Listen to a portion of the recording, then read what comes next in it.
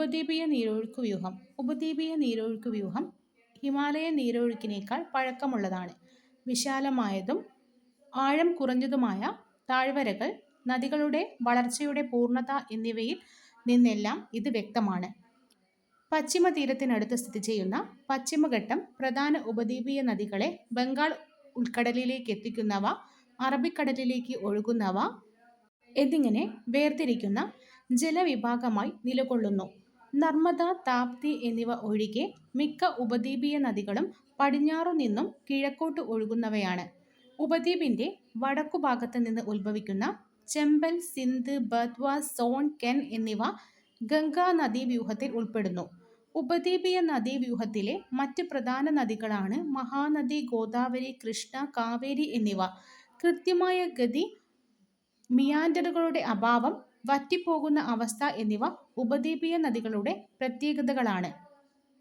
ഉപദ്വീപീയ നദീവ്യൂഹത്തിന്റെ പരിണാമം. 3 പ്രധാന ഭൂചരിത്രകാല സംഭവങ്ങളാണ് ഇന്ത്യയിലെ വർത്തമാനകാല ഉപദ്വീപീയ നദീവ്യൂഹങ്ങൾക്ക് രൂപം നൽകിയത്. ടെർഷ്യറി മഹായുഗത്തിന്റെ ആരംഭദശയിൽ ഉപദ്വീപിന്റെ പശ്ചിമപാർശ്വമേഖലയ്ക്ക് അവതരണം സംഭവിച്ചു. ഈ ഭാഗം സമുദ്രത്തിനടിയിൽ മുങ്ങിപ്പോകുന്നതിന് കാരണമായി. അതോടൊപ്പം ഉപദ്വീപിലെ നീർവിഭാഗത്തിന് ഇരുപുറവുമുണ്ടായ സമദ്വിതീയ നദീക്രമത്തെ വികലമാക്കുന്നതിനും കാരണമായി.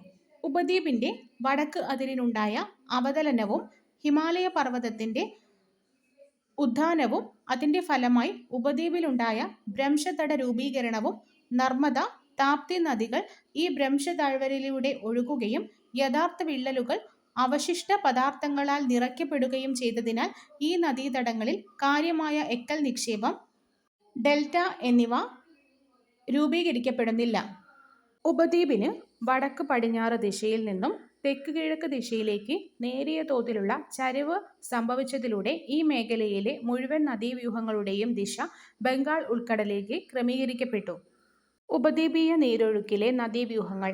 ഉപദ്വീപീയ നീരൊഴുക്കിൽ അനേകം നദികൾ ഉൾപ്പെടുന്നു. അവയിൽ പ്രധാനപ്പെട്ടവയെ സംബന്ധിച്ച ലഘുവിവരണം ചുവടെ ചേർക്കുന്നു.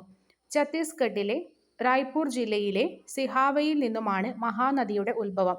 ഛത്തീസ്ഗഡിലെ റായ്പൂർ ജില്ലയിലെ സിഹാവയിൽ നിന്നുമാണ് മഹാനദിയുടെ ഉത്ഭവം. ഒഡീഷയിലൂടെ ഒഴുകി ബംഗാൾ ഉൾക്കടലിൽ പതിക്കുന്ന മഹാനദിക്ക് 851 കിലോമീറ്റർ നീളവും 1.42 ലക്ഷം ചതുരശ്ര കിലോമീറ്റർ വിസ്തൃതിയിൽ വൃഷ്ടിപ്രദേശവുമുണ്ട്.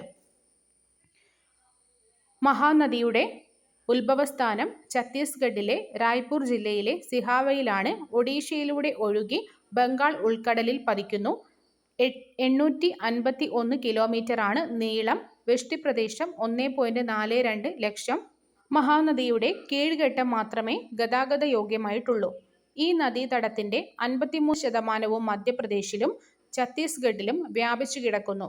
47% ഒഡീഷയിലുമാണ്. മഹാനദി ഒഴുകുന്ന ജില്ലകൾ മധ്യപ്രദേശ്, ഛത്തീസ്ഗഡ്, ഒഡീഷ.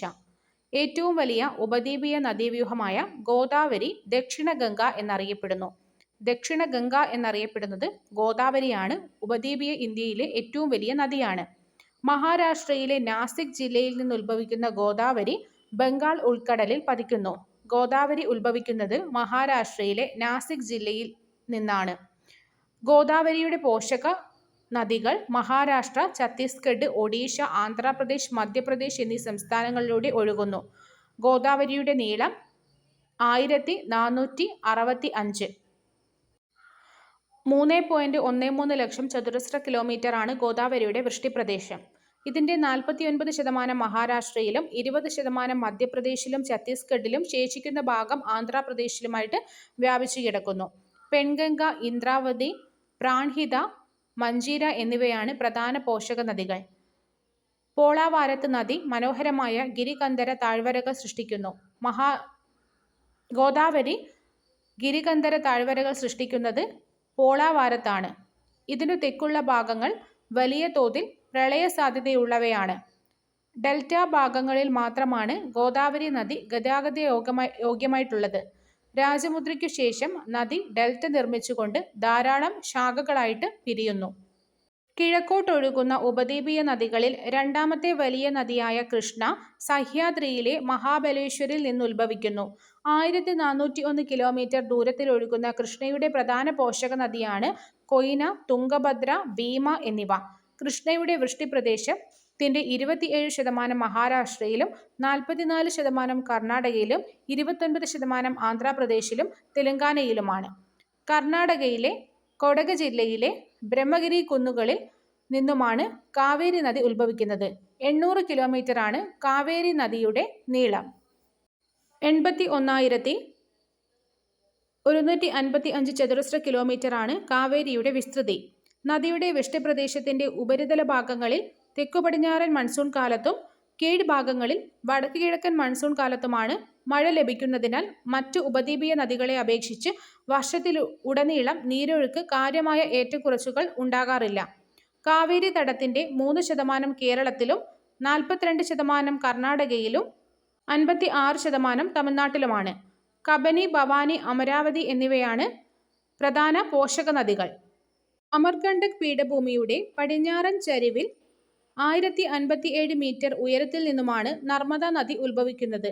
വടക്ക് വിന്ധ്യ പർവ്വതത്തിനും തെക്ക് സത്പുര പർവ്വതത്തിനുമിടയിലുള്ള ഭ്രംശ താഴ്വരയിലൂടെ ഒഴുകുന്ന ഈ നദി മാർബിൾ ശിലകളിൽ മനോഹരമായ ഗിരികന്ധരങ്ങൾ സൃഷ്ടിക്കുന്നു.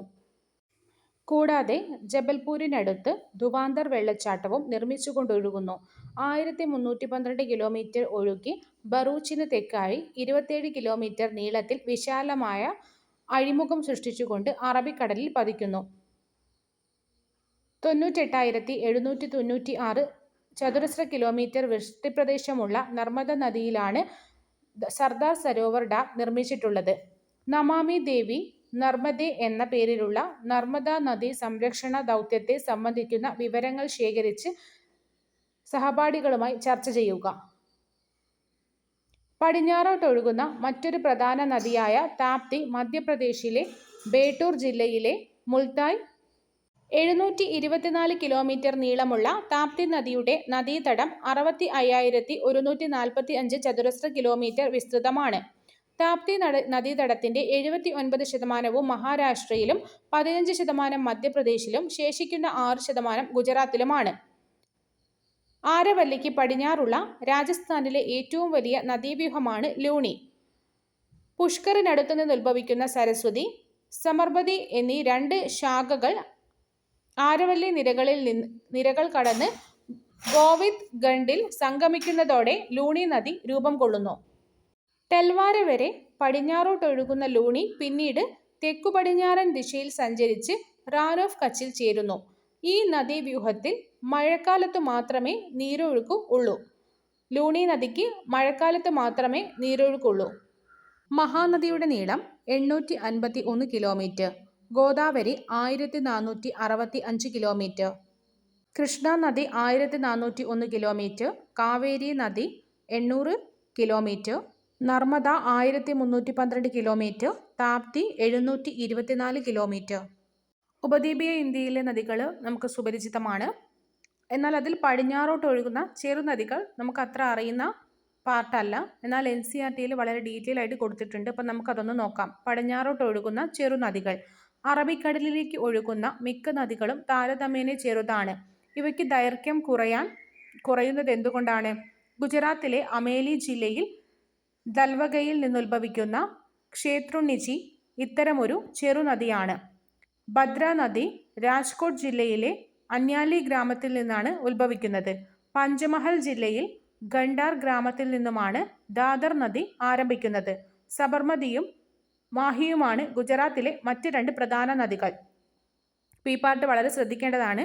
ഗുജറാത്തിലെ അമേലി ജില്ലയിലെ ദൽവഗയിൽ നിന്നുത്ഭവിക്കുന്ന ക്ഷേത്രുണ്ണിജി ഗുജറാത്തിലെ നദിയാണ്. അമേലി ജില്ലയിലെ ദൽവഗയിൽ നിന്നുമാണ് ഉത്ഭവിക്കുന്നത് ക്ഷേത്രുണ്ണിജി. ഭദ്ര നദി രാജ്കോട്ട് ജില്ലയിലെ അന്യാലി ഗ്രാമത്തിൽ നിന്നുമാണ് ഉത്ഭവിക്കുന്നത്. ഭദ്ര നദി രാജ്കോട്ട് ജില്ലയിലെ അന്യാലി ഗ്രാമത്തിൽ നിന്നും.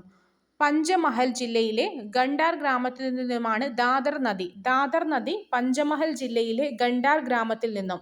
ക്ഷേത്രുണ്ണിജി ഗുജറാത്തിലെ അമേരി ജില്ലയിലെ ദൽവഗയിൽ നിന്നും. ഭദ്ര നദി രാജ്കോട്ട് ജില്ലയിലെ അന്യാലി ഗ്രാമത്തിൽ നിന്നും പഞ്ച്മഹൽ ജില്ലയിലെ ഗണ്ടാർ ഗ്രാമത്തിൽ നിന്നുമാണ് ദാദർ നദി. നാസിക് ജില്ലയിലെ ത്രയംബക കുന്നുകളിൽ 670 മീറ്റർ ഉയരത്തിൽ നിന്നുമാണ് വൈതർണ നദിയുടെ ആരംഭം. കാളിന്തി നദി ബൽഗാം ജില്ലയിൽ നിന്നും ആരംഭിച്ച് കാർവാർ ഉൾക്കടലിൽ പതിക്കുന്നു. 161 കിലോമീറ്റർ ദൂരം ഒഴുകുന്ന ബേഡ്തി നദി ഹൂഗ്ലി ദർവാറിൽ നിന്നുമാണ് ഉത്ഭവിക്കുന്നത്. കർണാടകത്തിലെ പടിഞ്ഞാറോട്ടൊഴുകുന്ന ഒരു പ്രധാന നദിയാണ് ശരാവതി. നാസിക് ജില്ലയിലെ ത്രയംബക കുന്നുകളിൽ 670 മീറ്റർ ഉയരത്തിൽ നിന്നുമാണ് വൈതർണ നദിയുടെ ആരംഭം. വൈതർണ നദിയുടെ ആരംഭം നാസിക് ജില്ലയിലെ ത്രയംബക കുന്നുകളിൽ 670 മീറ്റർ ഉയരത്തിൽ നിന്നുമാണ്. വൈതർണ നദിയുടെ ആരംഭം നാസിക് ജില്ലയിലെ ത്രയംബക കുന്നുകളിൽ 670 മീറ്റർ ഉയരത്തിൽ നിന്നുമാണ്. കാളിന്തി നദി ബൽഗാം ജില്ലയിൽ നിന്നും ആരംഭിച്ച് കാർവാർ ഉൾക്കടലിൽ പതിക്കുന്നു. കാളിന്തി നദി ബൽഗാം ജില്ലയിൽ നിന്നും ആരംഭിച്ച് കാർവാർ ഉൾക്കടലിൽ പതിക്കുന്നു. 161 കിലോമീറ്റർ ദൂരം ഒഴുകുന്ന ബേഡ്തി നദി ഹുബ്ലി ദർവാറിൽ നിന്നുമാണ് ഉത്ഭവിക്കുന്നത്. കർണാടകത്തിലെ പടിഞ്ഞാറോട്ടൊഴുകുന്ന ഒരു പ്രധാന നദിയാണ് ശരാവതി. ഞാനിതൊന്നുകൂടി പറയാം, കാരണം കേട്ട് പരിചയമില്ലാത്ത പാർട്ടാണ്. നാസിക് ജില്ലയിലെ ത്രയംബക കുന്നുകളിൽ 670 മീറ്റർ ഉയരത്തിൽ നിന്നുമാണ് വൈതർണ നദിയുടെ ആരംഭം. കാളിന്തി നദി ബൽഗാം ജില്ലയിൽ നിന്നും ആരംഭിച്ച് കാർവാർ ഉൾക്കടലിൽ പതിക്കുന്നു. 161 കിലോമീറ്റർ ദൂരം ഒഴുകുന്ന ബേഡ്തി നദി ഹൂബ്ലി ദർവാറിൽ നിന്നുമാണ് ഉത്ഭവിക്കുന്നത്. ശരാവതി നദിക്ക് 2209 ചതുരശ്ര കിലോമീറ്റർ വൃഷ്ടിപ്രദേശമുണ്ട്. ഗോവയിലെ രണ്ട് പ്രധാന നദികളാണ് മണ്ഡോവി നദിയും ജുവാരി നദിയും. ഗോവയിലെ രണ്ട് പ്രധാന നദികളാണ് മണ്ഡോവി നദിയും ജുവാരി നദിയും. കേരളത്തിലെ നീളമേറിയ നദിയായ ഭാരതപ്പുഴ ആനമല കുന്നുകളിൽ നിന്ന് ഉത്ഭവിക്കുന്നു.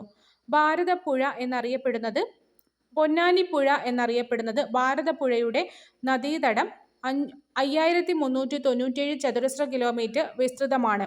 ഇതിനെ കർണാടകയിലെ ശരാവതി നദിയുടെ വൃഷ്ടിപ്രദേശമായിട്ട് താരതമ്യം ചെയ്യുക. കേരളത്തിലെ രണ്ടാമത്തെ വലിയ നദിയായ പെരിയാറിന് 5243 ചതുരശ്ര കിലോമീറ്റർ വൃഷ്ടിപ്രദേശമുണ്ട്. ഭാരതപ്പുഴയുടെയും പെരിയാറിൻ്റെയും വൃഷ്ടിപ്രദേശ വിസ്തൃതിയിൽ നേരിയ വ്യത്യാസമാണുള്ളത്. കേരളത്തിലെ മറ്റൊരു പ്രധാന നദിയായ പമ്പ 177 കിലോമീറ്റർ ഒഴുകി വേമ്പനാട്ട് കായലിൽ പതിക്കുന്നു.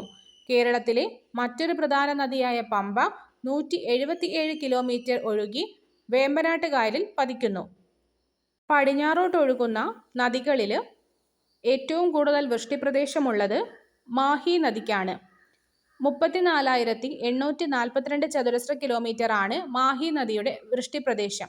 സബർമതി നദി 21,674 ചതുരശ്ര കിലോമീറ്റർ ആണ്. ഏറ്റവും വൃഷ്ടിപ്രദേശം കുറഞ്ഞ പടിഞ്ഞാറോട്ടൊഴുകുന്ന നദി ശരാവതി നദിയാണ്. 2229 ചതുരശ്ര കിലോമീറ്റർ ആണ് ശരാവതി നദിയുടെ വൃഷ്ടിപ്രദേശം. കിഴക്കോട്ടൊഴുകുന്ന ചെറുനദികൾ. കിഴക്കോട്ടൊഴുകുന്ന ധാരാളം ചെറുനദികളുണ്ട്. ഇവ ബംഗാൾ ഉൾക്കടലിൽ ചേരുന്നു. ചെറുതെങ്കിലും ഇവ പ്രധാനപ്പെട്ടവയാണ്.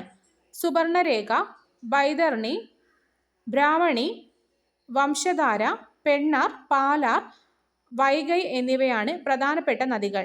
ഈ നദികളിൽ ഏറ്റവും കൂടുതൽ വൃഷ്ടിപ്രദേശമുള്ളത് പെണ്ണാറിനാണ്. 55,213 ചതുരശ്ര കിലോമീറ്ററാണ് വൃഷ്ടിപ്രദേശം. കുറവ് ബൈതർണിക്കാണ് 12,780 ചതുരശ്ര കിലോമീറ്റർ. നദീ നീരൊഴുക്ക് ക്രമം. നദികളിൽ വർഷം മുഴുവൻ ഒഴുകുന്ന ജലത്തിന്റെ അളവ് ഒരുപോലെയല്ല. ഇത് ഋതുക്കൾക്കനുസരിച്ച് വ്യത്യാസപ്പെട്ടിരിക്കുന്നു. ഗംഗയിലും കാവേരിയിലും ഏതു ഋതുവായിരിക്കും പരമാവധി നീരൊഴുക്കുണ്ടാക്കുന്നത്? ഒരു വർഷക്കാലയളവിൽ നദിയിലെ നീരൊഴുക്കിന്റെ പൊതു സ്വഭാവമാണ് നദീ നീരൊഴുക്കു ക്രമം. ഹിമാലയത്തിൽ നിന്ന് ഉത്ഭവിക്കുന്ന നദികൾ വറ്റാത്ത നദികളാണ്. കാരണം അവയ്ക്ക് ഹിമാനികളിൽ നിന്ന് മഞ്ഞുരുകിയും മഴക്കാലത്ത് മഴയിൽ നിന്നും ജലം ലഭിക്കുന്നു. ഹിമാലയൻ നദികൾ നീളമേറിയ ചാലുകൾ ദുർഘടമായ പർവ്വതങ്ങളിലൂടെ ഒഴുകുമ്പോൾ ശീർഷതല അപരദനം, നദീ അപഹരണം, സമതലങ്ങളിൽ വലയങ്ങൾ രൂപപ്പെടൽ, ഗതി മാറി ഒഴുകൽ എന്നിവ അനുഭവപ്പെടുന്നു. എന്നാൽ ഉപദ്വീപീയ നദികളിൽ കൃത്യമായിട്ട് ക്രമീകരിക്കപ്പെട്ട താഴ്വരകളോട് കൂടിയ ചെറുതും സ്ഥിരതയുള്ളതുമായ ചാലുകളാണ് ഉള്ളത്. ഹിമാലയൻ നദികൾക്ക് വളരെ വിസ്തൃതമായ തടങ്ങളാണുള്ളത്. എന്നാൽ ഉപദ്വീപീയ നദികൾക്ക് താരതമ്യേന വിസ്തൃതി കുറഞ്ഞ തടങ്ങളാണ്. ഹിമാലയൻ നദികൾ താഴ്വരകളുടെ ആഴം വർദ്ധിപ്പിക്കുന്ന യുവത്വഘട്ടത്തിൽ തീവ്രശക്തിയുള്ള നീരൊഴുക്കാണ്. എന്നാൽ ഉപദ്വീപീയ നദിക്ക് അപക്ഷയത്തിലൂടെ ഏറെക്കുറെ നിരപ്പായ തലങ്ങളിൽ എത്തിച്ചേരുന്ന പ്രായാധിക്യമുള്ള നദികളാണ്. ഭൂമിയിലെ ജലലഭ്യത ഓരോ പ്രദേശത്തും വ്യത്യസ്തപ്പെട്ടിരിക്കുന്നു. നിശ്ചിത സമയത്തിനുള്ളിൽ ഒരു നദിയിലൂടെ ഒഴുകുന്ന ജലത്തിന്റെ അളവാണ് നീരൊഴുക്കിന്റെ തോത്. ഇത് ഒരു സെക്കൻഡിൽ എത്ര ഘന അടി അല്ലെങ്കിൽ ഒരു സെക്കൻഡിൽ എത്ര ഘനമീറ്റർ എന്ന ഏകകത്തിൽ കണക്കാക്കുന്നു. ഗംഗാ നദിയിൽ ഏറ്റവും കുറഞ്ഞ നീരൊഴുക്ക് ജനുവരി മുതൽ ജൂൺ വരെയുള്ള കാലയളവിലാണ്. ഗംഗാ നദിയിൽ ഏറ്റവും കുറഞ്ഞ നീരൊഴുക്ക് ജനുവരി മുതൽ ജൂൺ വരെയുള്ള കാലയളവിലാണ്. ആഗസ്റ്റ് മുതൽ സെപ്റ്റംബർ മാസത്തിലായിരിക്കും പരമാവധി നീരൊഴുക്ക് കാണുന്നത്. മഴക്കാലത്ത് ഗംഗാ നദിക്ക് മൺസൂൺ ക്രമം ആയിരിക്കും. സെപ്റ്റംബറിനു ശേഷം നീരൊഴുക്കിൽ കുറവ് സംഭവിക്കുന്നു. വേനലിന്റെ ആരംഭത്തിൽ തന്നെ മഞ്ഞുരുകുന്നതിനാൽ മൺസൂൺ മഴ വരുന്നതിന് മുൻപ് തന്നെ ഗംഗാ നദിയിൽ വളരെ ശക്തിയായ നീരൊഴുക്കുണ്ടാകുന്നു. ഫറാക്കയിൽ ഗംഗാ നദിയിലെ ശരാശരി കൂടിയ നീരൊഴുക്ക് ഏതാണ്ട് 55,000 ക്യൂസെക്സ് ആണ്. അതേസമയം ശരാശരി കുറഞ്ഞ നീരൊഴുക്ക് വെറും 1,300 ക്യൂസെക്സുമാണ്. ഇത്രയും വലിയ അന്തരത്തിന് കാരണമായ ഘടകം എന്തായിരിക്കും? ഹിമാലയൻ നദികളുമായി താരതമ്യം ചെയ്യുമ്പോൾ രണ്ട് ഉപദ്വീപീയ നദികൾ അവയുടെ നീരൊഴുക്ക് ക്രമത്തിൽ ശ്രദ്ധേയമായ വ്യത്യാസം കാണിക്കുന്നു. ജനുവരി മുതൽ ജൂലൈ വരെ നർമ്മദയിലെ നീരൊഴുക്കിന്റെ അളവ് വളരെ കുറവായിരിക്കും. ഇത് ഓഗസ്റ്റ് മാസത്തിൽ വളരെ പെട്ടെന്ന് ഉയർന്ന് പരമാവധി അളവിലെത്തുന്നു.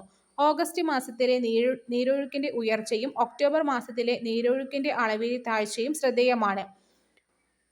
ഗരുഡേശ്വറിന്റെ നർമ്മദയിലെ പരമാവധി നീരൊഴുക്ക് 2,300 ക്യൂസെക്സ് രേഖപ്പെടുത്തുമ്പോൾ കുറഞ്ഞ നീരൊഴുക്ക് 15 ക്യൂസെക്സ് മാത്രമാണ്. നദികള്, അതിൻ്റെ നദീവ്യൂഹം, ഉപദ്വീപീയ ഇന്ത്യയിലെ നദികൾ, പടിഞ്ഞാറോട്ടൊഴുകുന്നത്, കിഴക്കോട്ടൊഴുകുന്നത് എന്നീ പ്രധാനപ്പെട്ട പാർട്ടുകളാണ് ഇന്ന് നമ്മൾ ഫുള്ളി NCERT ബേസ്ഡ് ആയിട്ട് എടുത്തത്. ഇതിൻ്റെ ക്വസ്റ്റ്യൻ ആൻസർ സെക്ഷനുമായിട്ട് നമുക്ക് അടുത്ത വീഡിയോയിൽ കാണാം. ഇതിലെ പല പാർട്ടുകളും നദികൾ പഠിച്ചവർക്ക് പോലും അറിയാത്തതാണ്. അതുകൊണ്ട് തന്നെ ഈ വീഡിയോ 1-2 തവണ കണ്ടതിന് ശേഷം മാത്രം ഇതിൻ്റെ ക്വസ്റ്റ്യൻസ് ചെയ്യുക. അതിനുശേഷം മാത്രം നിങ്ങൾ ഇനി വരുന്ന എക്സാമിന് പോവുക.